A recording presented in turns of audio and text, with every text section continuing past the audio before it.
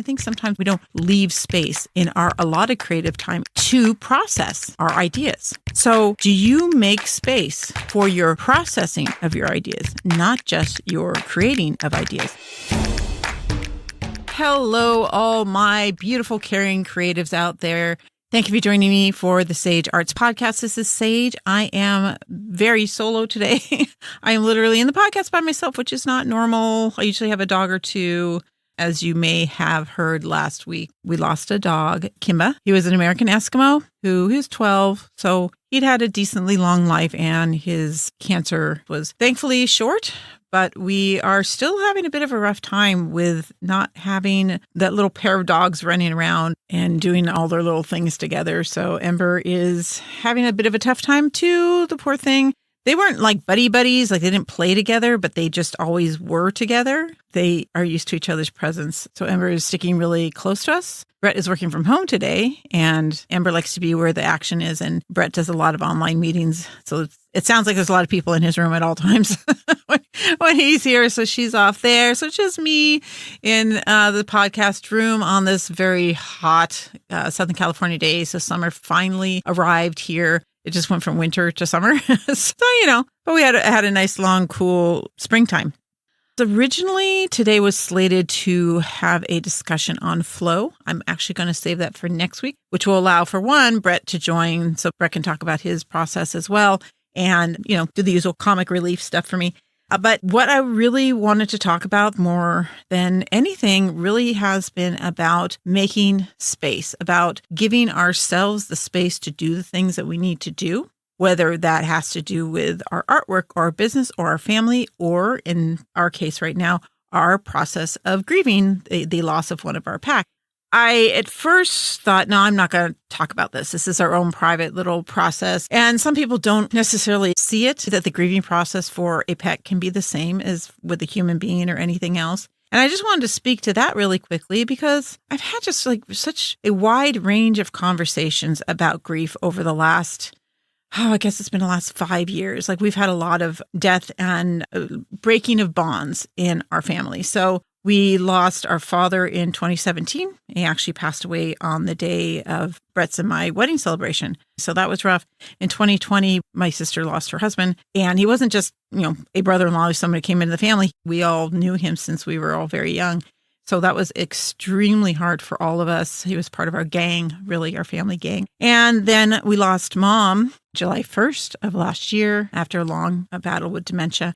And then Kimba this past week. And so consistently we're dealing with grief.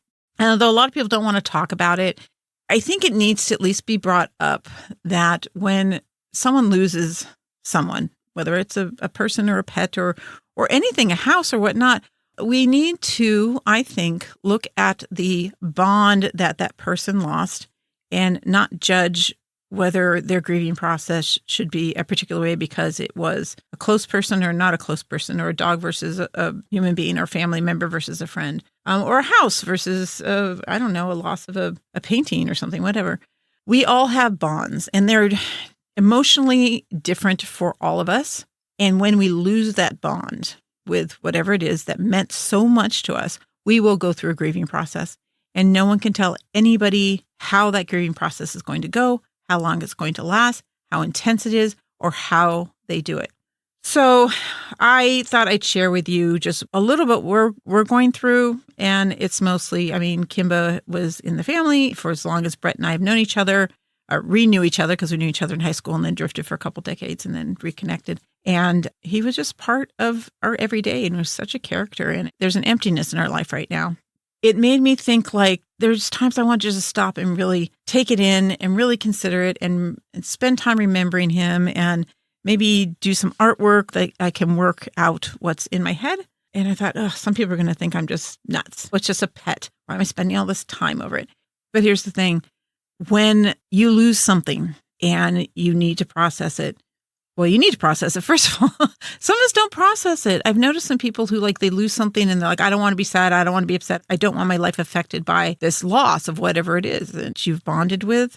If you need time and space in your life to go through that, you should take it. You should process it, however you need to process it. There's an emptiness in our lives And I'm like, I need to have space for this. I need to have space just to take it in and realize it, because I am one of those people that'll be like, well, I got work to do. I got to go take care of things. I got to go take care of other people. I've got other people counting on me. And so those things come first, aside from whatever I feel emotionally that I might need at the moment. I will set it aside because I want to do things for other people and I want other people taken care of, and I don't want anyone disappointed in me and all these things. And so, of course, I've got things to work through. I always have. We always do. We always have room for improvement. Right? But it did bring up the issue of whether we as individuals, as artists, make space for our creative selves, for our artwork, for the time we need to not just create, but to process things, to take in the inspiration that we see around us and actually spend time with it, spend time thinking about it, spend time sifting through it. And whether that's staring out a window and daydreaming about it, or writing about something that you're eventually going to make into visual art, or talking to somebody about the things that you've been thinking, trying to verbalize it, or doing sketches to predetermine kind of how you feel about it. We need time to process what we're doing in terms of our inspiration, in terms of our ideas, time for our muse to meander and sift through, filter, and translate the things that we are seeing in the outside world that we want to bring into our artwork. And I don't know that a lot of us really think about giving ourselves that kind of space. So I decided that's what I want to chat about today, because it's the most important thing on my mind. And I am making space in my process by actually doing this. Now, normally I do a lot of writing before I record what I'm going to offer you, because otherwise I could just babble or meander or maybe not make sense, maybe not hit all my points. Today, I'm not going to do that. I decided I'm going to make space to just have an honest discussion with you without trying to corral the conversation too much. So hopefully I stay on track and hopefully everything makes sense and I make my points thoroughly. Let's see how this goes. But before we get into that, a couple shout outs. I had some wonderful messages, and I can't remember them all because, again, I was processing so many different things. But one in particular really stood out. Jill of Clay Down Under wrote me and said she listened to, I don't remember which the Mark Making podcast, I believe. And it was the first podcast she had listened to, not just of mine, but any podcast. It was her first podcast, like ever. And she loved it and she's totally into it. And I'm super happy to hear that she likes podcasting. I think as artists, podcasts are one of the greatest informational options we have for, especially when we're working or when we're processing, just to get ideas from the outside so we're not working in a vacuum. And it's so readily available and it's not visual. I don't know how people work on visual artwork and like have TV shows on. I guess they just listen to it, but I can't. I have to stop and look. So it would never work for me. But podcasts, you don't. You just have someone talking to you and it's like having someone else in the room, because it can be such a lonely process because it's just you and your ideas and you're working on stuff and nobody cares until you go to the show or you post them in your shop. Nobody knows what you're doing, right? So it's nice to have those other voices in the room with you. I'm so glad Jill discovered it. And we have Belinda Broughton, I hope I say your last name right, Belinda, to thank for that. Apparently she's been talking up the show down in Australia. So Belinda, thank you so much for talking us up and bringing people into our little podcast community. If you want to help promote the show, you can do so by going to the social media pages and liking the posts. Follow me on the Sage Arts Podcast on Instagram and or Facebook and comment there. You can send me direct messages through those social media platforms as well. You can also just reach out to me directly and tell me stories like this, like the one Jill told me about listening to podcasts for first time, by writing me at thesagearts.com. Go to the contact page to reach me there. You can also, if you'd like to, support the podcast financially. I love when people are giving back and showing me how much they value what I do. And you can do that by going to the Buy Me a Coffee or PayPal donation buttons. There's ones on the front page of thesagearts.com. Just scroll down a little ways to find them. And in the show notes, everything I talk about, there are links in the show notes. So wherever you're listening, you can go find the description or the show notes. They'll be called different things on different types of listening platforms. So you can grab those links there to directly contact me or join in the conversation online or donate or just find more information about the things that we're discussing or the guests that I have on the show when I have them. Okay, so let's talk about what it means to make space. And this is going to mean different things to different people. So the questions you kind of want to have in your mind as you're listening is, what does making space mean for you? And what kind of space do you need? Do you need more creative working space? Do you need more processing space? Do you need more personal space, more time for yourself or more time for your family or whatnot? So keep in mind what kind of space that you would like to have more of or do a better job of providing yourself with.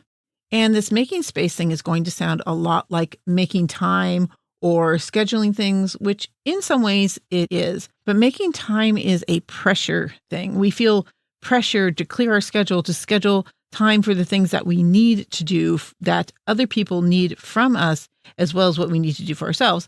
And most of us do need that to some degree.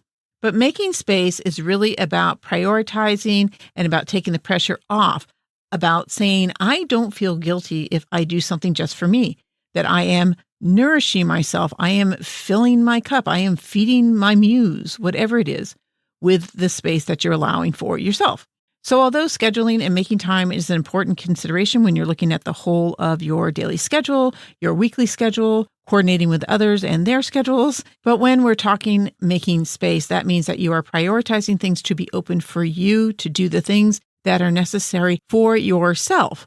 That has you in mind first, which might sound a little odd and maybe a little selfish. And as a matter of fact, when I first started to try to write the outline for this, I thought all the things I was writing down sounded very selfish. And like I could call this the selfish episode, but that's not what it is it? Our society doesn't like the word selfish, which is kind of sad because selfish is not a bad thing. To take care of yourself, for it to be self-involved or self-focused is not a bad thing. But we live in a society where you're supposed to be generous to other people and thinking of other people and be kind to other people. And of course, these things are all, hugely important, but it doesn't leave us space to be kind to ourselves and generous to ourselves and considerate of ourselves in those ideas, right? But at the same time, it is so confusing. And Western civilization sometimes is such a series of conundrums. We are constantly told we need to promote ourselves. We need to improve ourselves. We need to buy things to make our lives easier. We need to climb that corporate ladder. We need to rise above. We need to go after our dreams. And you know what? They're not wrong, but we don't have a lot of bridges between the don't be selfish, but take care of yourself and do it for yourself and go for it, right? What we need to understand is that in actuality, that selfishness needs to come first. And from there, once you've taken care of yourself, you can do all these other things, being generous and being charitable. You know, when you're on a plane and they do the whole thing where they show you how to use the mask that drops from the ceiling so you can breathe oxygen. And they say, if you have somebody that you need to assist, put on your mask first before assisting others. And I love that metaphor for pretty much everything that we do. If you are not taking care of yourself, it is very difficult to do for others as much as you could do, as well as you could do it, because you are not in a position to do the kind of work that would help others the way you would want them to be helped or the way they need to be helped. You do need to take care of yourself first. Now, for a lot of people, it's like, it can't be about me, and a lot of women, especially if you've been a mother or you just have a very strong mothering instinct, it's very hard to say, I'm going to take care of myself before taking care of other people. And it may be because of the way you were brought up or whatnot, on top of all of our societal expectations, right? You need to take care of yourself first. You need to put the mask on first before you can put the mask on anybody else, before they can get oxygen too, because you're going to run out of oxygen and not be able to help them further. Take care of yourself. And if being creative and making art is what fills your cup, if it is a necessity to you, and it doesn't matter whether we're talking about necessity as in like, it's my business, it's how I put food on the table, because obviously making money is very strong imperative and you will do it because that actually takes care of other people, right? And that's actually a really great example of you taking care of yourself to take care of other people. You do your creative work, you make the money that you need to help your family. There's a very straight line between doing that thing that you love and financially helping yourself and your family. But a lot of us do it and it doesn't necessarily pay the bills. It may be a part-time job. It may be an adjunct career. It may be a hobby. It may be simply something that you feel driven to do and you don't even sell your work. But it's still all extremely important if it's something that you feel a need to do. If you get grumpy or depressed or feel like life is just stale and what's the point because you're not creating, then you need to create. If you're consistently creating and you notice that during those times you are happy and you're fulfilled and you can go out into the world and just have so much wonderment, then you know that's a necessary part of your life. And it is as important as taking care of your health, taking care of your family, taking care of your bills. Because if you're not fulfilled, if you're not happy, if you're sad and depressed, you don't have the energy and the motivation to do the things that you need to do for the other people in your life, right? So why is it that so many of us don't make the time and space to do what we need to do creatively? I think in large part, and for some people this won't be true, but I think in large part it's because our society does not place a lot of value on creative work. If you said, oh, I need to go paint, or I need to go sculpt, or I need to go take pictures, and I'm not going to, clean my house, or I'm not going to take care of my yard, or I'm not going to go to every one of my kids' softball games. You have to look at the things that are going on in your life and say, am I doing this because I think other people expect me to? Because our societal's imperative for us to be generous and helpful and be there for other people is making us feel that's what we need to do over the things we need to do for ourselves. Like for me, I have some depression issues because I'm not completing my own work. It's actually one of the big reasons I stopped doing the magazine, because I was having health issues. I was having depression issues because I wasn't doing my own work. I loved doing the magazine. Oh my God, I miss it so much.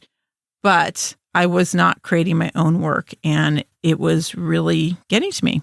But since then, with a smaller workload and making space for my actual creative time, I've been much better. There were some times when I got a little depressed, but that's because I wasn't connecting to you people. So I started the podcast, and I've been in a very good place since then. So if you see a difference between how you feel or how you act or the energy level that you have during times when you're not really creating versus times that you are creating, and you see the difference and you see when you're creating that you personally feel much better, know that your creative time is immensely important to you and your health, mental health, physical health. Let me tell you, when you don't have good mental or emotional health, it affects you physically, and then everything's just a downhill spiral from there, right? So make the time for yourself creatively.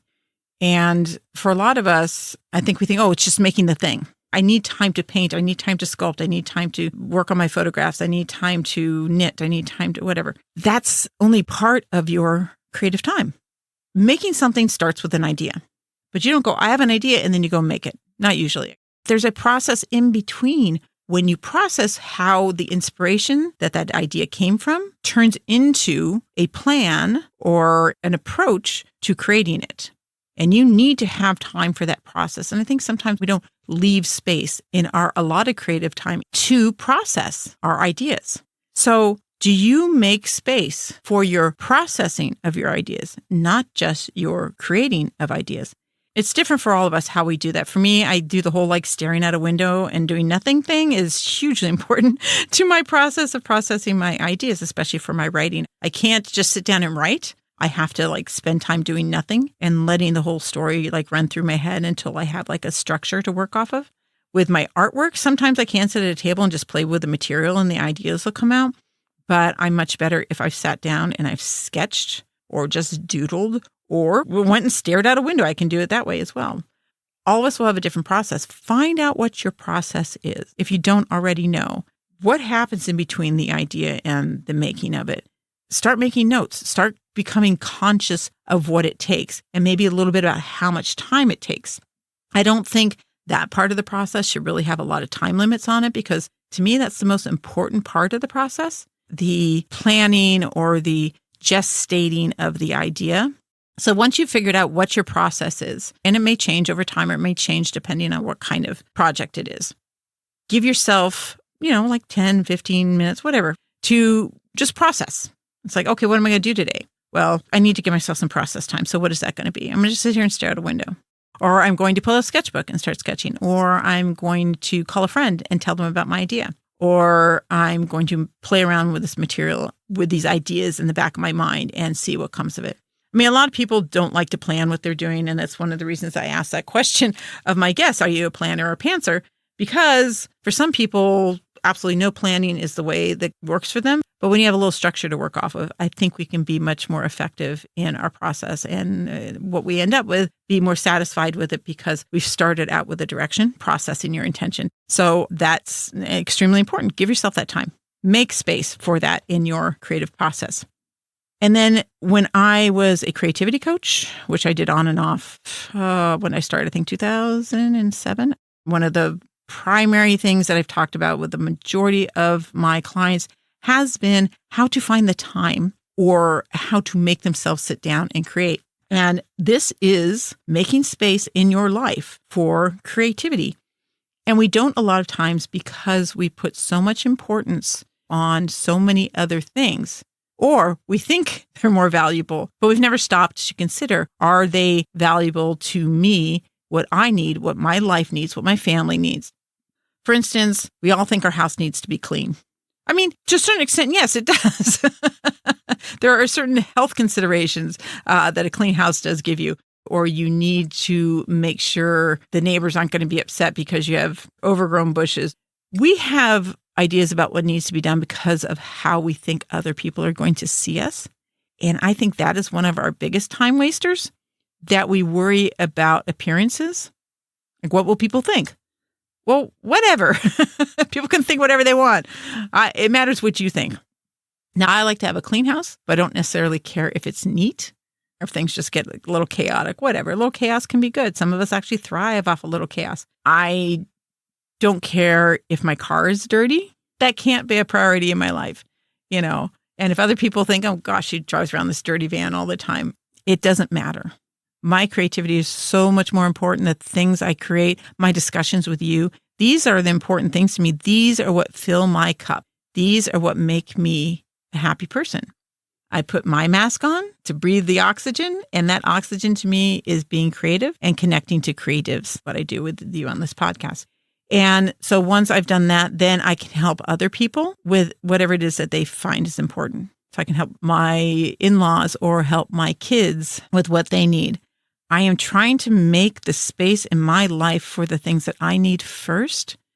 And in a society where selfishness is really looked down on, the idea of doing something for oneself first can be really hard to get past and really hard to overcome. But again, it's necessary for us to be happy and fulfilled in order to help other people to the extent that we can. So look at what your life is filled with. And if you're not getting to the studio table as often as you like, if you're not doing the creative work that you want to be doing, if you are not having time to process the ideas you have, so you have a lot of like half-assed, partially made things that aren't going anywhere because you haven't had time to process it, you need to start considering making space by putting other things aside until you've used the space you need for you. I could say, I'm going to put an hour aside every day, or I'm going to 2 hours aside every day. And I've tried to do this. I tried doing first thing in the morning, I'm going to write, and then I'm going to do some artwork, and then I'll get to work. Well, that didn't work out because I'm not a morning person. So by the time I get up, brush my teeth, eat some breakfast, whatever, it's 10 o'clock. The day's fading if I want to get out before it's too hot and exercise or walk the dog or water the plants. So my mornings get eaten up very quickly. Okay, so that didn't work. Okay, how about the end of the day? Because I'm a night person. Brett falls asleep at 9. I've got 3-4 hours to myself. I should do all my creative work then. And many times I do. But if I've got other things that weren't done during the day that I can do, I tend to do that stuff, whether it's clean up something in the house or wrap up something for the podcast or something for my business. I don't like those things hanging over my head, so I do them first. But what I'm doing is I'm not leaving space for my creative work, and I'm not getting a lot of stuff done. So I finally figured out that making space for my creative work was not a daily thing for me. I couldn't necessarily set time aside every single day. It's 2 hours or 3 hours. What I figured out was that I do much better when I have large chunks of time, as in a half a day or a whole day or a whole week, and just say I'm going to be focused on this thing. So I make space in large amounts so I can just be immersed in the particular thing I want to do. So that's what I'm doing now. Basically, I work from Tuesday to Friday on the business, on the podcast, on the house stuff. And then Saturday, Sunday, and Monday is family time and creative time. And I'm able to do that because I decided on the weekends and mostly on Mondays, I am not going to leave space for work. I'm going to leave space for me. Now, granted, I do check in on emails to make sure the websites aren't melting down or if customers need something right away. But basically, I've said no to business during those time periods. And the reason I picked Monday is because sometimes family takes over the weekends. So having a weekday set aside means family won't interrupt. And I can guarantee that I'm going to get to my creative work. So that's why if you try to write me on a weekend or sometimes even on a Monday, I might not answer right away. But this approach is working out so much better because I determined what kind of space I needed. And my space needs to come in like large chunks. I don't like shifting gears. My brain does not like to go from business stuff to creative stuff and from house stuff to podcasting stuff. It doesn't want to go back and forth. So this might not be a conventional way of scheduling your creative time in, but think creatively about what kind of space you do need and where you can place it. Maybe you can't do it in a regular daily routine. Or maybe you're like, I am devoting this entire month to all this crap I haven't gotten done. I've got a to-do list that's, 10 feet long. I'm going to fix everything in the house. I'm going to go run all the errands I've had to run. I'm going to call all the people I have to call. And then you put that to-do list away at the end of the month and whatever didn't get done. So prioritize it, put the important stuff on top and get those done first. And then that next month, you're like, it's all about creativity. Because think about it. If we need to do something different than what we normally do, let's say you want to go on a vacation and you're going to take a week away. Somehow we manage to get everything done that needs to get done in order to spend those weeks away from home. And how do we do that? And why can we manage to do that for our vacation time and not for our creative time, right? We go away on vacation, we come back and stuff is still there for us. It didn't go away, and most of it didn't burn down or die. I mean, sometimes some plants die. If you don't take care of them before you go, you really can just go do what you need to do. So if you say, hey, you know what? I am going on a creative vacation or a creative day or a creative half day or whatever it is that you need. It's like me going on vacation and everything's going to still be there when I get back. Make that space for your creative work in whatever fashion you have to, and realize that that time does not include anything else. And if you can do that on a somewhat regular basis, because I think routine does become important in making sure these things happen, then you can successfully, I believe, make that space that is necessary for you to be a happy, content, fulfilled person and get your creative work done. Another area you can make space that can help you with your creative work is by really trimming down what you do on the business aspect. If you are selling your work and you feel like you have to be doing a lot of promos or a lot of social media stuff, really analyze what it is that you're trying to accomplish and ask yourself why it's important for you to be on social media every day, posting something, and you need a lot of followers. What is that doing for you? Is social media accomplishing the things that you need to accomplish? Because for me, I'm trying to do these reels for you guys, which I love to do. It's just been a kind of wacky couple of weeks, of course. And I haven't gotten done as many as I want to. But maybe I don't do a reel this week. Who's going to notice? Probably not anybody's going to be like, hey, where are you? Why isn't your reel up this week? Sometimes that happens, but for the most part, other people are going to keep you busy and entertained. But then there's the concerns about things like the algorithms. I'm not going to get as many followers. All the hard work I put in previously is going to be lost if I don't keep posting all the time. And yeah, sometimes that's true. But is social media doing for you what you wanted it to do? Is it actually accomplishing that? And if you're just doing it because you want to get the numbers, because you need the validation from other people, and there's nothing wrong with needing the validation. We all need that little boost here and there. But is it worth it? Is building the numbers going to do what you need to do for your artistic business? Maybe it is. And you do need to pay attention to that, and you do need to build on that.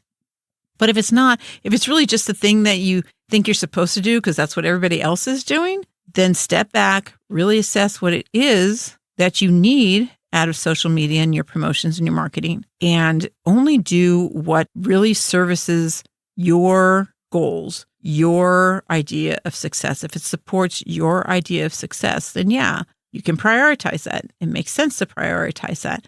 but don't just do it because everybody else is doing it and it's what you think you need to do. Like I stopped posting my poetry and my photography. It's not because I don't want to do that. I did it to make connections with people and because it's something I do. And then therefore I can share it with people. And I love sharing with people and having people comment back and seeing that they see things in the same way I do. That's really validating for my view of the world. But now I'm connecting through podcasting and I don't need to connect through there as much. And although I do imagine I'm going to return to doing that in the, not too distant future, it's not a priority right now. It's not where I need to make space. I don't need to make space for my poetry, my photography. I'll still do it because I can't help it. I'll still make these things. I'll still take those pictures. I'll still write those poems. But to sit down, edit it, put them together visually and post them, I'm not going to make space for those right now. That's not my priority.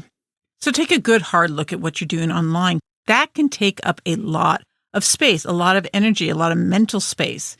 And you could be using that for your creative endeavors if it's not servicing what your version of success is. And so that feeds into the idea of getting rid of the shoulds, because we believe we should do a lot of things. We think we're supposed to put our work out online somewhere. We're supposed to have a website. We're supposed to try to get into shows and sell our work. We're supposed to make a body of work. We're supposed to have a line. We're supposed to have a recognizable style. These are all shoulds that we've been fed, and they're not necessarily true. And all of those things need to be individually analyzed by you to determine if those are actually necessary in your life, if they're actually necessary for your creative work and for the type of thing that you do.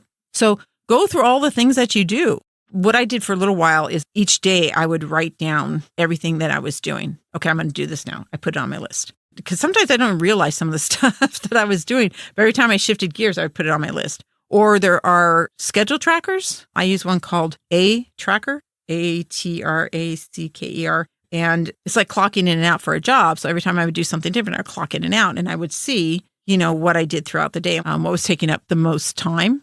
And I realized I spent a lot of time popping up on Amazon to go see if they have certain types of things that I was thinking I might need someday. Stupid.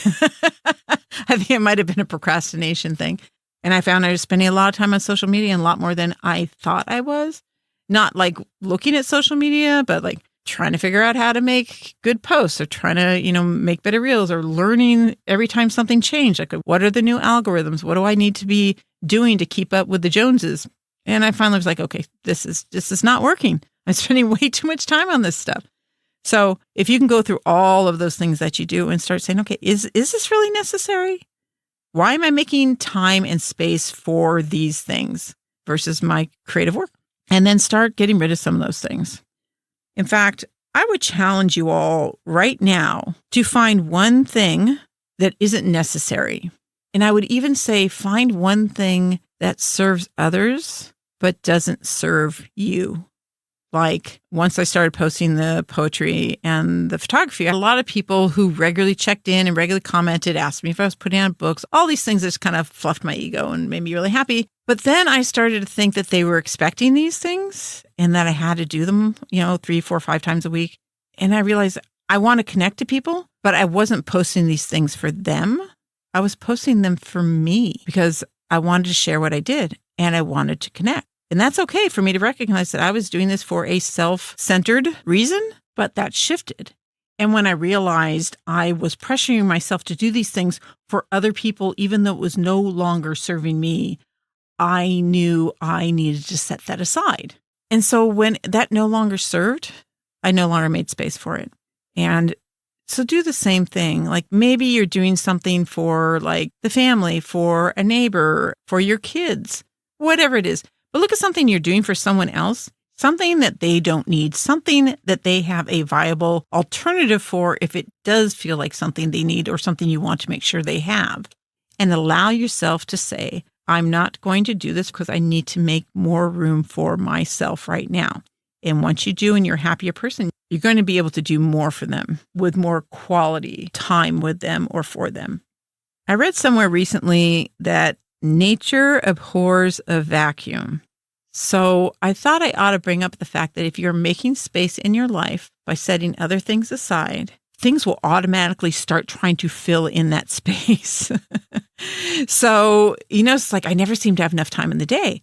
And I think that's because when we have a spare moment, we fill it with something. And this day and age with the social media stuff and having those phones on hand, we fill every moment with something because we have something to fill it with literally at our fingertips. So I think once you start making space for more creative time, for more creative processing, you have to be really careful that that space does not get filled in with something else. Sometimes those things will be stuff that you just feel pressured by because the family wants something from you, or you think other people need these things from you, or there's expectations of appearance or whatnot that you'll be like, oh, I have that extra time now. I'll go, start working on the front yard. Don't let the time that you are setting aside, the space that you're making for your creative work, get filled by other things. Like you're like, okay, well, I'll be in the studio. Don't let that time in your studio be filled by cleaning it or organizing it if you set that time aside for creative work. If you need to clean or organize it, set time aside for that. Specifically, intentionally make space for it. But if you stop doing other things to make more time for your creative work, for processing your creative ideas, then that extra time that you get needs to go directly for that. Don't let that vacuum be filled by all the other things floating out there, all the other possibilities. And remember, one of those things may be giving yourself permission to do nothing, or to do things that feel kind of lazy, or to relax and just state on your ideas. And especially those can be the hardest, the whole do nothing and give yourself and your brain that time. And if you have a really hard time just doing nothing, I would suggest doing things that allows your brain free time, but maybe fulfills some other things. Like I walk my dogs and gives my dogs, or my dog, my one dog, time to get out and get some energy out and do the things that she loves to do. And I get exercise and I get some sunshine and some vitamin D while I'm doing it. And I do not put on headphones. I don't play music. I don't do anything else. I just let my brain process everything that's going on around me. So I'm getting exercise. My dogs are getting exercise, and I'm giving my brain space to process the things that I'm doing and the thoughts that I have. So you can kind of multitask on some of this stuff, but just be careful not to fill that time with something that does not allow you to actually do what you intended, be it thinking up new ideas, processing ideas, or making your art. So overall, what I've been talking about, if we need a little summary, because I just rambled, right? Make space for yourself, for what you need, what fills you, what intrigues you.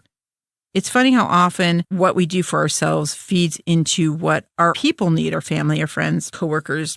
Like I needed to talk about making space. It's something that's been on my mind. And in talking about the subject for the podcast, I'm allowing that. And I bet this hits a button for a good chunk of you out there. And if not just now, these words, you have them now. They may pop out and reverberate down the line, coming to the surface when they're actually needed.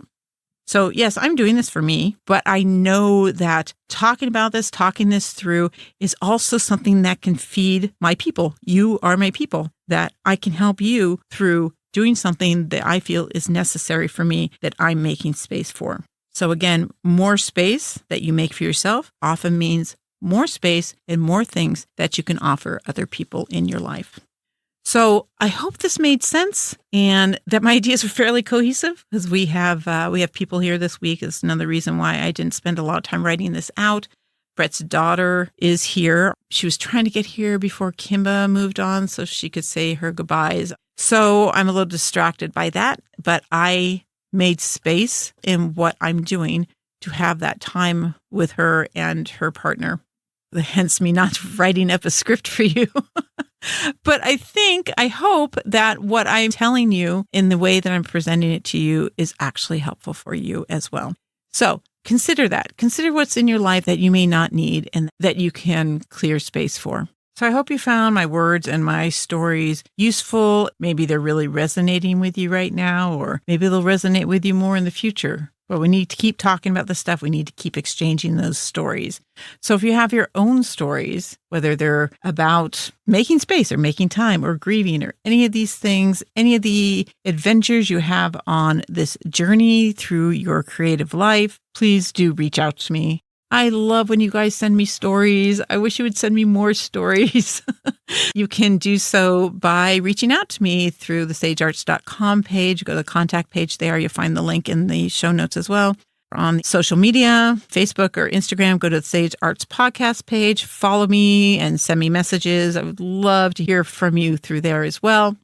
If you like what I'm offering and you want to give back, you can do so by going to the Buy Me a Coffee or PayPal donation buttons or links. The buttons are on the homepage of sagearts.com about halfway down, and they're also in the show notes links as well. And if you can take a moment now on your podcast player, if you're listening in a podcast player, and follow, I would love that. It does help with the search engine results because I want to bring as many people into this as possible to really get a conversation going, building this community of people who are becoming more aware of things in their creative lives. And if you want to leave me a review as well, some people have started doing that. I'd love to hear your thoughts, and anybody who's checking out the show would also love to hear the thoughts of other listeners. So I appreciate that.